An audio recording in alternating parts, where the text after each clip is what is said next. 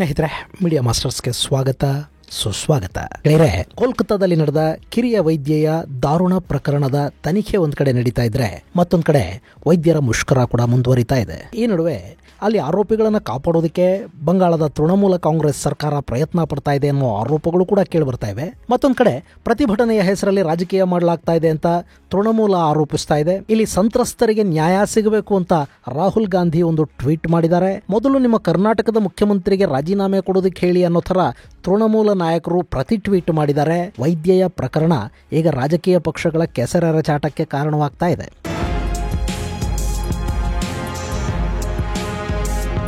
ಬೇರೆ ಕೋಲ್ಕತ್ತಾದ ಆರ್ಜಿಕರ್ ಕಾಲೇಜಲ್ಲಿ junior doctor ಒಬ್ಬರನ್ನ ಆಗಸ್ಟ್ 9ನೇ ತಾರೀಕು ಅತ್ಯಾಚಾರ ಮಾಡಿ ಕೊಲೆ ಮಾಡಲಾಯಿತು.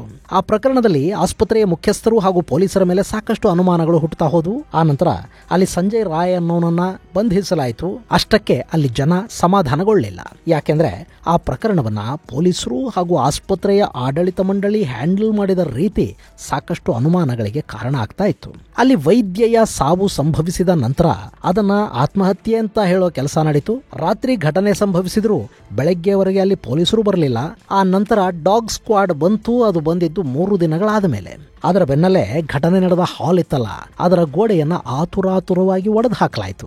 ಪ್ರಕರಣದ ತನಿಖೆಯನ್ನ ಸಿಬಿಐಗೆ ಕೊಡಿ ಅಂತ ವೈದ್ಯ ವಿದ್ಯಾರ್ಥಿಗಳು ಹಾಗೂ ಸಂತ್ರಸ್ತೆಯ ಕುಟುಂಬ ಒತ್ತಾಯ ಮಾಡಿದ್ರೂ ಕೂಡ ಅಲ್ಲಿನ ಮುಖ್ಯಮಂತ್ರಿ ಮಮತಾ ಬ್ಯಾನರ್ಜಿ ಆ ಕೆಲಸ ಮಾಡೋದಿಕ್ಕೆ ಮುಂದಾಗಲಿಲ್ಲ. ಕಡೆಗೆ ಆ ಪ್ರಕರಣವನ್ನ ಮೊದಲು ಸಿಬಿಐಗೆ ಒಪ್ಪಿಸಿ ಅಂತ ಕೋಲ್ಕತಾ ಹೈಕೋರ್ಟ್ ಆದೇಶವನ್ನು ಕೊಡಬೇಕಾಗಿ ಬಂತು. ಅದಾದ ನಂತರ ಕೂಡ ನಾವೇ ತನಿಖೆ ಮಾಡ್ತೀವಿ, ನಮಗೊಂದು ಸ್ವಲ್ಪ ಕಾಲಾವಕಾಶ ಕೊಡಿ, ನಿಮ್ಮ ಕಾಲಿಗೆ ಬೀಳ್ತೀನಿ ಅಂತೆಲ್ಲ ಮಮತಾ ಹೇಳ್ತಾ ಬಂದ್ರು. ಆದರೆ ಹೈಕೋರ್ಟ್ ಆದೇಶದ ಬೆನ್ನಲ್ಲೇ ಪ್ರಕರಣದ ತನಿಖೆಯನ್ನ ಸಿಬಿಐ ಕೈಗೆತ್ತಿಕೊಂಡಿದೆ. ಈಗಾಗಲೇ ಸಾಕಷ್ಟು ಜನರನ್ನವರು ವಿಚಾರಣೆಗೊಳಪಡಿಸ್ತಾ ಇದ್ದಾರೆ. ಇಲ್ಲಿ ಕೂಡ ಸಿಬಿಐ ಅಧಿಕಾರಿಗಳು ಆಸ್ಪತ್ರೆಗೆ ಭೇಟಿ ಕೊಟ್ಟ ಸಂಜೆ ಆ ಆಸ್ಪತ್ರೆಯ ಮೇಲೊಂದಷ್ಟು ಗೂಂಡಾಗಳು ದಾಳಿ ಮಾಡಿ ಇಡೀ ಆಸ್ಪತ್ರೆಯನ್ನ ಧ್ವಂಸ ಮಾಡಿದ್ದಲ್ಲದೆ ಅಲ್ಲಿ ಸಾಕ್ಷಿ ನಾಶಕ್ಕೆ ಕೂಡ ಪ್ರಯತ್ನ ಮಾಡಿದ್ರು. ಇದೆಲ್ಲ ಆಗುವಾಗ ಕೋಲ್ಕತಾ ಪೊಲೀಸರು ಅಸಹಾಯಕರಾಗಿ ನೋಡ್ತಾ ನಿಂತಿದ್ರು ಅನ್ನೋ ಆರೋಪಗಳು ಕೂಡ ಕೇಳಿಬಂದವು. ಈಗ ಸಿಬಿಐ ಪ್ರಕರಣದ ವಿಚಾರಣೆಯನ್ನ ಆರಂಭ ಮಾಡಿದೆ.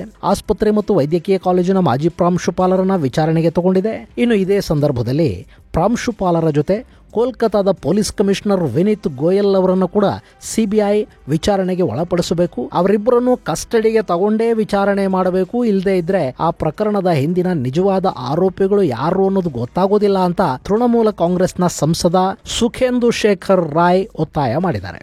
ಸಿಬಿಐ ಪಾರದರ್ಶಕ ಹಾಗೂ ಅಮೂಲಾಗ್ರ ತನಿಖೆಯನ್ನು ನಡೆಸಬೇಕು, ಪೊಲೀಸ್ ಕಮಿಷನರ್ ಅವರನ್ನು ವಶಕ್ಕೆ ಪಡೆಯಬೇಕು ಅಂತ ಆ ಸಂಸದ ಆಗ್ರಹಿಸ್ತಾ ಇದ್ರೆ ಅದಕ್ಕೆ ಅವರದ್ದೇ ಪಕ್ಷದ ಇನ್ನಿತರ ಸದಸ್ಯರ ವಿರೋಧ ವ್ಯಕ್ತವಾಗ್ತಾ ಇದೆ. ಟಿಎಂಸಿಯ ಇತರ ನಾಯಕರು ಪೊಲೀಸ್ ಕಮಿಷನರ್ ಪರ ಬ್ಯಾಟಿಂಗ್ ಮಾಡೋದಕ್ಕೆ ಶುರು ಮಾಡಿದ್ದಾರೆ. ಈ ಮಧ್ಯೆ ವೈದ್ಯರು ಹಾಗೂ ವೈದ್ಯ ವಿದ್ಯಾರ್ಥಿಗಳು ಮಾಡ್ತಾ ಇರೋ ಪ್ರತಿಭಟನೆಗೆ ಪಶ್ಚಿಮ ಬಂಗಾಳದ ಬಿಜೆಪಿ, ಕಾಂಗ್ರೆಸ್, ಕಮ್ಯುನಿಸ್ಟ್ ಪಕ್ಷಗಳು ಕೂಡ ತಮ್ಮ ಬೆಂಬಲವನ್ನು ವ್ಯಕ್ತಪಡಿಸಿವೆ. ಇದಕ್ಕೆ ಪ್ರತಿಯಾಗಿ ಮಮತಾ ಬ್ಯಾನರ್ಜಿ ಕೂಡ ಒಂದು ಪ್ರತಿಭಟನಾ ರ್ಯಾಲಿಯನ್ನ ನಡೆಸಿದ್ದಾರೆ. ಮಮತಾ ಬ್ಯಾನರ್ಜಿ ಅವರ ಆಡಳಿತ ವೈಖರಿ, ಅವರು ಮಾತಾಡೋ ರೀತಿ, ಇದೆಲ್ಲ ಏನೇ ಇದ್ರು ಆಕೆಯ ಕೆಲ ಸ್ಟೈಲುಗಳಿವೆಯಲ್ಲ, ಇವು ಪಶ್ಚಿಮ ಬಂಗಾಳದ ಜನಕ್ಕೆ ಇಷ್ಟ ಆಗಬಹುದು. ಈಗ ನೋಡಿ, ಪಶ್ಚಿಮ ಬಂಗಾಳದಲ್ಲಿ ಸರ್ಕಾರ ತೃಣಮೂಲ ಕಾಂಗ್ರೆಸ್ ಕೈಯಲ್ಲಿದೆ. ಮುಖ್ಯಮಂತ್ರಿ ಹುದ್ದೆಯಲ್ಲಿ ಮಮತಾ ಬ್ಯಾನರ್ಜಿ ಅವರೇ ಇದ್ದಾರೆ. ಅಲ್ಲಿನ ಜನಕ್ಕೆ ರಕ್ಷಣೆ ಕೊಡಬೇಕಾದ್ದು ಅವರದ್ದೇ ಕರ್ತವ್ಯ. ಅವರದ್ದೇ ಗೃಹ ಇಲಾಖೆ ಅಲ್ಲಿನ ಮಹಿಳಾ ಉದ್ಯೋಗಿಗಳಿಗೆ, ವೈದ್ಯರಿಗೆ ರಕ್ಷಣೆಯನ್ನ ಕಲ್ಪಿಸೋದಕ್ಕೆ ಒಂದಷ್ಟು ಕ್ರಮಗಳನ್ನ ಕೈಗೊಳ್ಳಬೇಕಿತ್ತು. ಆದ್ರೆ ಮಮತಾ ಅದ್ಯಾವುದನ್ನು ಮಾಡೋ ಬದಲು ತಾವೇ ತಮ್ಮ ಪಕ್ಷದ ಕಾರ್ಯಕರ್ತರು ಹಾಗೂ ಮಂತ್ರಿಗಳನ್ನ ಬೆನ್ನಿಗಿಟ್ಟುಕೊಂಡು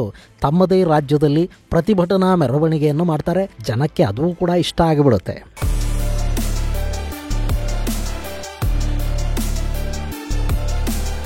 ಇನ್ನು ಇಂಡಿಯಾ ಕೂಟ ಈ ವಿಷಯದಲ್ಲಿ ಭಿನ್ನ ನಿಲುವನ್ನು ತಾಳ್ತಾ ಇದೆ. ಜಾರ್ಖಂಡ್ ಮುಕ್ತಿ ಮೋರ್ಚಾ, ಸಮಾಜವಾದಿ ಪಕ್ಷ ಹಾಗೂ ಆರ್ಜೆಡಿಗಳು ಮಮತಾ ಬ್ಯಾನರ್ಜಿಯವರ ಬೆಂಬಲಕ್ಕೆ ನಿಂತಿವೆ. ಅಲ್ಲಿ ನಡೆದ ದುರ್ಘಟನೆಯನ್ನ ಖಂಡಿಸೋದರ ಜೊತೆಗೆ ಅಲ್ಲಿ ಸಂತ್ರಸ್ತರಿಗೆ ನ್ಯಾಯ ಒದಗಿಸಿಕೊಡೋದಕ್ಕೆ ಮಮತಾ ಬ್ಯಾನರ್ಜಿ ಪ್ರಯತ್ನ ಪಡ್ತಾ ಇದ್ದಾರೆ ಅಂತ ಆ ಪಕ್ಷಗಳು ಹೇಳಿಕೆಯನ್ನು ಕೊಡ್ತಾ ಇದ್ರೆ, ಕಾಂಗ್ರೆಸ್ ಮಾತ್ರ ಪಶ್ಚಿಮ ಬಂಗಾಳದಲ್ಲಿ ಮತ್ತು ದೆಹಲಿಯಲ್ಲಿ ಕೂಡ ಮಮತಾ ವಿರುದ್ಧ ದನಿ ಎತ್ತಾ ಇದೆ. ಮೊನ್ನೆ ಲೋಕಸಭಾ ಚುನಾವಣೆಯಲ್ಲಿ ಮಮತಾ ಬ್ಯಾನರ್ಜಿ ಪಶ್ಚಿಮ ಬಂಗಾಳದಲ್ಲಿ ಕಾಂಗ್ರೆಸ್ ಜೊತೆ ಮೈತ್ರಿಯನ್ನ ಮಾಡಿಕೊಳ್ಳಿಲ್ಲ. ಆಕೆ ಅಲ್ಲಿ ಸ್ವತಂತ್ರವಾಗಿ ಎಲ್ಲ ಕ್ಷೇತ್ರಗಳಲ್ಲೂ ಅಭ್ಯರ್ಥಿಗಳನ್ನ ಕಣಕ್ಕಿಳಿಸಿದ್ರು. ಹಾಗೆ ದೇಶದ ನಾನಾ ಭಾಗಗಳಲ್ಲಿ ಕಾಂಗ್ರೆಸ್ ಕೈ ಹಿಡಿದ ಮುಸ್ಲಿಂ ವೋಟ್ ಬ್ಯಾಂಕ್ ಬಂಗಾಳದಲ್ಲಿ ಕಾಂಗ್ರೆಸ್ ಪಕ್ಷವನ್ನ ಬೆಂಬಲಿಸಲಿಲ್ಲ. ಅಲ್ಲಿ ಮುಸ್ಲಿಮರು ಮಮತಾ ಬ್ಯಾನರ್ಜಿಗೆ ಮತ ಹಾಕಿದ್ರು. ಹೀಗಾಗಿ ಮಮತಾ ಕಳೆದ ಬಾರಿಗಿಂತ ಹೆಚ್ಚು ಸಂಸದ ಸ್ಥಾನಗಳನ್ನು ಗೆದ್ದಿದ್ದಷ್ಟೇ ಅಲ್ಲ, ಕಾಂಗ್ರೆಸ್ ನಾಯಕ ಹಾಗೂ ಹಿಂದಿನ ಲೋಕಸಭೆಯಲ್ಲಿ ಕಾಂಗ್ರೆಸ್ನ ಫ್ಲೋರ್ ಲೀಡರ್ ಕೂಡ ಆಗಿದ್ದ ಅಧೀರ್ ರಂಜನ್ ಚೌಧರಿ ಅವರ ಸೋಲಿಗೆ ಕೂಡ ಕಾರಣ ಆದರು. ಹೀಗಾಗಿ ಅಲ್ಲಿ ಕಾಂಗ್ರೆಸ್ ಹಾಗೂ ತೃಣಮೂಲಗಳ ನಡುವೆ ಹೊಂದಾಣಿಕೆ ಇಲ್ಲ. ಸೊ ಕಾಂಗ್ರೆಸ್ ಕೂಡ ಅಲ್ಲಿ ಮಮತಾ ಸರ್ಕಾರದ ವಿರುದ್ಧ ನಡೀತಿರೋ ಪ್ರತಿಭಟನೆಯನ್ನ ಬೆಂಬಲಿಸ್ತಾ ಇದೆ. ಈ ಹಿನ್ನೆಲೆಯಲ್ಲಿ ಆರೋಪಿಗಳನ್ನ ಶಿಕ್ಷಿಸುವ ಕೆಲಸ ಆಗಬೇಕು.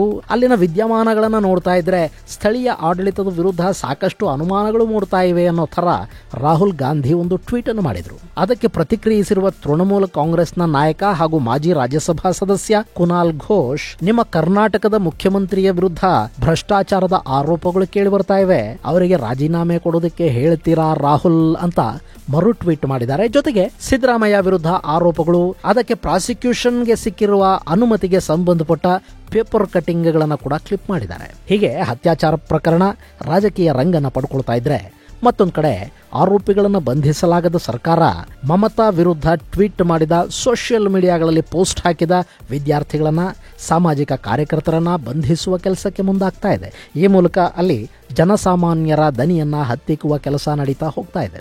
ತೃಣಮೂಲ ಕಾಂಗ್ರೆಸ್ ಸಂಸದ ಅರೂಪ್ ಚಕ್ರವರ್ತಿ ತಕ್ಷಣ ಪ್ರತಿಭಟನೆ ನಿಲ್ಲಿಸಿ ಕೆಲಸಕ್ಕೆ ಹಾಜರಾಗಿ ಅಂತ ಜೂನಿಯರ್ ವೈದ್ಯರಿಗೆ ಎಚ್ಚರಿಕೆ ಕೊಟ್ಟಿದ್ದಾರೆ. ನೀವು ಪ್ರತಿಭಟನೆಯ ಹೆಸರಲ್ಲಿ ಔಟಿಂಗ್ ಹೋಗಿ, ಬಾಯ್ ಫ್ರೆಂಡ್ಗಳ ಜೊತೆ ಸುತ್ತಾಡೋದಿಕ್ ಹೋಗಿ, ಇಲ್ಲಿ ರೋಗಿಗಳ ಪ್ರಾಣ ಹೋದ್ರೆ ಜನ ನಿಮ್ಮನ್ನ ಸುಮ್ಮನೆ ಬಿಡೋದಿಲ್ಲ, ಆಗ ನಿಮ್ಮನ್ನ ಕಾಪಾಡೋದಕ್ಕೆ ನಮಗೂ ಸಾಧ್ಯವಾಗೋದಿಲ್ಲ ಅಂತ ಹೇಳೋ ಮೂಲಕ ಪ್ರತಿಭಟನಾ ನಿರತ ವೈದ್ಯರನ್ನ ಬೆದರಿಸುವ ಪ್ರಯತ್ನವನ್ನ ಈ ತೃಣಮೂಲ ಸಂಸದ ಮಾಡಿದ್ದಾರೆ.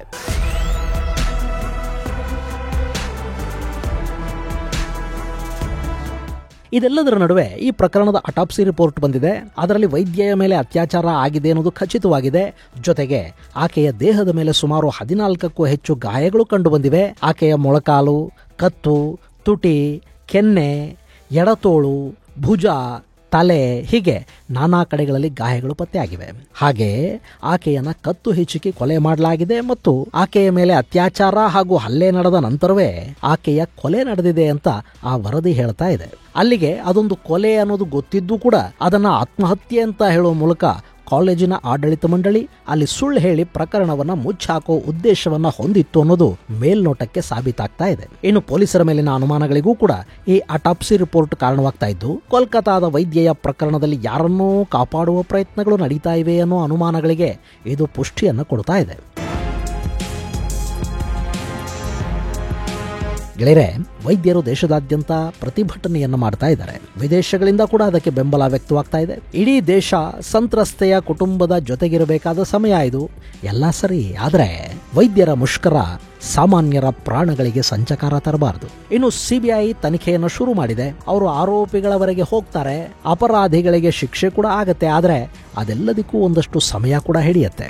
ಇನ್ನು ವೈದ್ಯರು ಹಾಗೂ ಮಹಿಳೆಯರಿಗೆ ರಾತ್ರಿ ಪಾಳಿ ಕೆಲಸ ಮಾಡುವಾಗ ರಕ್ಷಣೆ ಕೊಡಬೇಕಾದ ಜವಾಬ್ದಾರಿ ಸರ್ಕಾರದ್ದು. ಈ ಬಗ್ಗೆ ಕೇಂದ್ರ ಸರ್ಕಾರ ಮಧ್ಯಸ್ಥಿಕೆ ವಹಿಸಲಿ. ಉದ್ಯೋಗಸ್ಥ ಮಹಿಳೆಯರು ಮಾತ್ರ ಅಲ್ಲ, ಈ ದೇಶದ ಎಲ್ಲ ಮಹಿಳೆಯರಿಗೂ ರಕ್ಷಣೆಯ ಅಗತ್ಯ ಇದೆ. ಮಹಿಳೆಯರ ಮೇಲಿನ ದೌರ್ಜನ್ಯಗಳನ್ನ ಕಠಿಣವಾಗಿ ಶಿಕ್ಷಿಸುವ ಕಾನೂನುಗಳನ್ನ ಜಾರಿಗೆ ತರದೇ ಇದ್ರೆ, ಯಾರೇ ಆದ್ರೂ ಶಿಕ್ಷೆ ಖಂಡಿತ ಆಗುತ್ತೆ ಅನ್ನೋ ಭಯ ಬಾರದೇ ಇದ್ರೆ ಅಪರಾಧಗಳನ್ನ ನಿಯಂತ್ರಿಸೋದಿಕ್ಕೆ ಸಾಧ್ಯ ಆಗೋದಿಲ್ಲ. ನಮ್ಮಲ್ಲಿ ಸದ್ಯಕ್ಕೆ ಸಾಕಷ್ಟು ಆಕ್ಟ್ಗಳಿವೆ, ಆದ್ರೆ ಆಕ್ಷನ್ ಸಾಕು ಅಂತ ಇನ್ನೂ ಅನ್ನಿಸ್ತಾ ಇಲ್ಲ. ಬರೀ ಕಾನೂನುಗಳು ಮಾತ್ರ ಇದ್ರೆ ಇಲ್ಲಿ ಸಾಕಾಗೋದಿಲ್ಲ. ಅದನ್ನ ಜಾರಿಗೊಳಿಸುವ ಏಜೆನ್ಸಿಗಳಲ್ಲಿ ಪ್ರಾಮಾಣಿಕತೆ ಇರಬೇಕಾಗತ್ತೆ. ತನಿಖಾ ಏಜೆನ್ಸಿಗಳ ಲೋಪ ಕಂಡು ಬಂದಾಗ ಅವರನ್ನು ಕೂಡ ಕಠಿಣವಾಗಿ ಶಿಕ್ಷಿಸುವ ಪದ್ಧತಿ ನಮ್ಮಲ್ಲಿ ಶುರು ಆಗದೇ ಇದ್ರೆ ಕಾನೂನಿನ ಜಾರಿಯಲ್ಲಿ ಪಾರದರ್ಶಕತೆ ಅನ್ನೋದು ಸಾಧ್ಯವಾಗೋದು ಇಲ್ಲ, ಅಪರಾಧಗಳು ನಿಲ್ಲೋದಿಲ್ಲ. ಈ ಬಗ್ಗೆ ಕೇಂದ್ರ ಸರ್ಕಾರ ಸೂಕ್ತ ನಿರ್ಧಾರವನ್ನು ಕೈಗೊಳ್ಳಬೇಕಾದ ಅಗತ್ಯ ಕಂಡು ಬರ್ತಾ ಇದೆ. ಇದು ಗೆಳೆಯರೆ, ಕೋಲ್ಕತಾದ ಆರ್ಜೇಕರ್ ಮೆಡಿಕಲ್ ಕಾಲೇಜ್ ಪ್ರಕರಣಕ್ಕೆ ಸಂಬಂಧಪಟ್ಟ ಒಂದಷ್ಟು ಅಪ್ಡೇಟ್ಸ್. ಮುಂದಿನ ಸಂಚಿಕೆಯಲ್ಲಿ ಮತ್ತಷ್ಟು ವಿಶೇಷಗಳ ಜೊತೆ ಮತ್ತೆ ಭೇಟಿಯಾಗೋಣ. ಅಲ್ಲಿವರೆಗೆ ಜೈ ಹಿಂದ್, ಜೈ ಕರ್ನಾಟಕ.